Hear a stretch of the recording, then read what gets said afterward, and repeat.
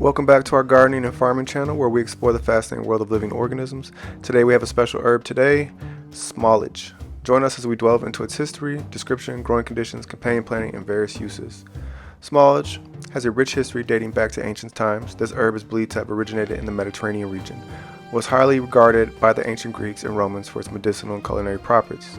Smallage has been cultivated for centuries and continues to be cherished for its unique characteristics. Smallage is a perennial herbaceous plant that belongs to the celery family. It features tall, hollow stems with lush, dark green foliage and delicate aromatic leaves. The plant bears small white flowers that give way to small, oval-shaped seeds. Smallage adds a touch of elegance to any garden with its graceful appearance. Smallage thrives in moist and fertile soil, preferably with a pH level between 6 and 7.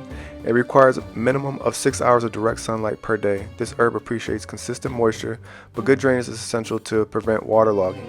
Smallage is typically grown as an annual but can behave as a biennial in milder climates. Smallage is a fantastic companion plant in the garden. Its strong aroma helps repel pests like aphids, whiteflies, and cabbage worms, making it a beneficial addition to vegetable gardens. Planting smallage near crops such as tomatoes, peppers, and carrots can help deter harmful insects and promote overall plant health. Smallage offers a range of uses in the kitchen and beyond. Its leaves and stems can be used to add a distinct flavor to soups, stews, salads, and stir-fries. Imparting a refreshing and slightly bitter taste, the seeds of smallage are also used in herbal medicine for their diuretic and digestive properties. And there you have it, a closer look at the remarkable smallage herb. We hope you enjoyed this exploration of smallage on our channel. If you found this video informative, please give it a thumbs up and subscribe for more captivating plant profiles. Thank you for watching and happy gardening.